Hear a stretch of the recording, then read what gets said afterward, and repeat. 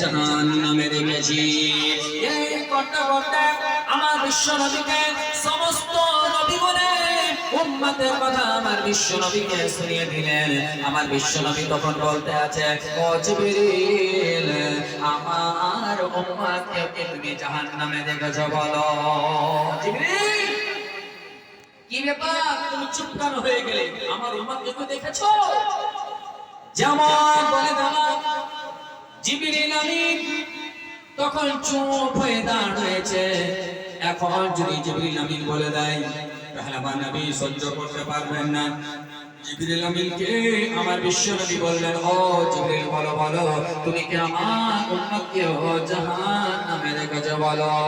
জিবরিল বলে, ইয়া রাসূলুল্লাহ, ইয়া হাবিবাল্লাহ, আপনার গুনাহগার উম্মতকে আমি জাহান্নামে দেখেছি। যেমন বলে দেওয়া, আমার বিশ্ব নবী সাল্লাল্লাহু তাআলা আলাইহি ওয়াসাল্লাম মাথায় হাত দিয়ে কান্নায় ভেঙে পড়লেন। আমার নবী এত কান্না করতে শুরু করলেন, তাইরে সিকরা জিবরিল আমিন সাইয়্যিদুল মালায়েকা বলতে চলে, ইয়া রাসূলুল্লাহ, ইয়া হাবিবাল্লাহ, নবী গো, আপনি আমাকে যাওয়ার ইজাজত দেন। আমার বিশ্ব নবী বললেন, ঠিক আছে জিবরিল যাও। আর আমার নবী উম্মতের জন্য কান্না করতে আরম্ভ করলেন, উম্মতের জন্য মাগফিরাতের দোয়া করতে লাগলেন। মদিনা ছেড়ে পাহাড়ের কাছে পাহাড়ের গুহায় চলে গেলেন আর সাজদায় মগ্ন হয়ে রব্বে হাবলি উম্মতি বলে দোয়া করতে আছে। সাহাবী বোনেরা দেখতে আছে আমার বিশ্ব নবীকে। ও মা বোনেরা, বাবা জো ভাইরা, সাহাবী বোনেরা জোহরের ওয়াক্তে নবীকে দেখতে পেলেন না, আসরের ওয়াক্তে দেখতে পেলেন না, মাগরিবের সময় দেখতে পেলেন না, ইশাকে দেখতে পেলেন না। তারপরে দিন পার হয়ে গেল, দেখতে পেলেন না। দ্বিতীয় দিন হইতে চলেছে, মদিনায় নবীকে কেউ দেখতে পাই না। নবী কোথায় চলে গিয়েছেন? সাহাবী বোনেরা একত্রিত হলেন। সাহাবী বোনেরা আলোচনা করতে আছেন, আমার নবীকে খোঁজ করতে আরম্ভ করলেন।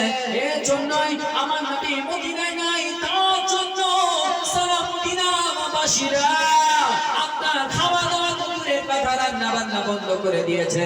ছোট থেকে ছোট বাচ্চা থেকে চাচা পর্যন্ত, ছোট থেকে বড় পর্যন্ত কেউ নাই, সবাই নবী মুস্তাফার জন্য আশায় রয়েছে। যতক্ষণ নবী চেহারা না দেখেনি ততক্ষণ পর্যন্ত পেটে খাবো না। এবার বলতে আছে, সাহাবী গণেরা বলতে লাগলেন, আমার বিশ্ব নবীকে খোঁজ করতে শুরু করি।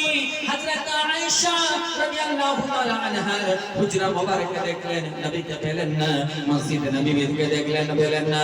মদিনার গলি-গলিতে দেখলেন, কোথাও পাওয়া গেল না। সাহাবী গণেরা এবার তিনারা পরামর্শ করলেন, মদিনার বাইরে আমরা খোঁজ করতে যাই। সাহাবী গণেরা আপনার মদিনার বাইরে গেলেন। যাওয়ার পরে একটা মাঠ দেখতে পেলেন, সেই জায়গাতে একটি রাখাল আপনার ছাগল চড়াচ্ছেন। তাকে নবী কথা জিজ্ঞাসা করতে আছে। সাহাবীরা বলতে আছে, ও ভাই বলো বলো, এই জায়গা থেকে তুমি আমার নবী মুহাম্মদকে দেখেছো?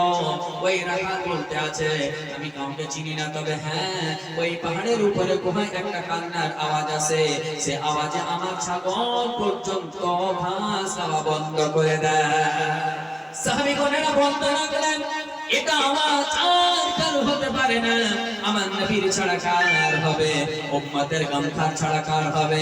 আমার বিশ্ব নবীর কাছে সমস্ত সাহাবীগণ সেই জায়গায় ছুটে গেলেন। দেখতে আছে নবী আমার সাজদায় মগ্ন, আর এটাই বলতে আছে, রব্বি হাবলি উম্মতি, রব্বি হাবলি উম্মতি, রব্বি হাবলি উম্মতি বলে দোয়া করতে আছে। সাহাবীগণেরা বলতে লাগলেন, ইয়া রাসূলুল্লাহ, ইয়া হাবিবাল্লাহ, নবী গো, হুজুর আপনি নিজের মস্তকখানা সাজদা থেকে উঠান হুজুর। সাহাবীগণেরা বলতে রয়েছেন, আমার নবী কারো কথাই শুনছেন না। নবী আমার রব্বি হাবলি উম্মতি, রব্বি হাবলি উম্মতি বলে দোয়া করতে রয়েছেন। এতবার বলার পরও কারো কথা শুনলেন না।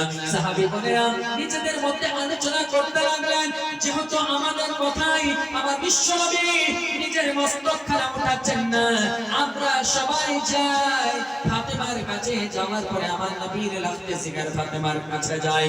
ফাতেমার কাছে আসলে বলে, ও ফাতেমা চল, ফাতেমা চল, তোমার আব্বা আমার নবী মুস্তাফা সাজদায় মগ্ন রয়েছে, এখন পর্যন্ত সাজদা থেকে মস্তকখানা ওঠাচ্ছে না। ফাতেমা তুমি যদি গিয়ে বলো তোমার কথা নবী কাটবেন না।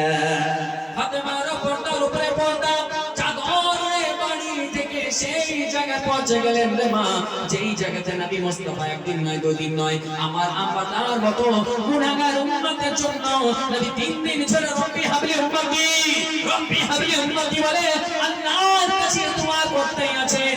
ফাতেমা রাদিয়াল্লাহু তাআলা আনহা গেলেন, যাওয়ার পরে সেই জায়গায় বলতে আছেন আব্বা গো আপনি সাজদা থেকে মস্তকখানা উঠান আব্বা, আমি আপনার একটা সিগার ফাতেমা বলতে আছি। নবী আমার ফাতেমার কথাই শুনেন না, নবী উম্মতের জন্য উম্মতের গামখা নবী মুস্তাফা কান্নায় ভেঙে পড়েছেন, কান্না করছেন, দোয়া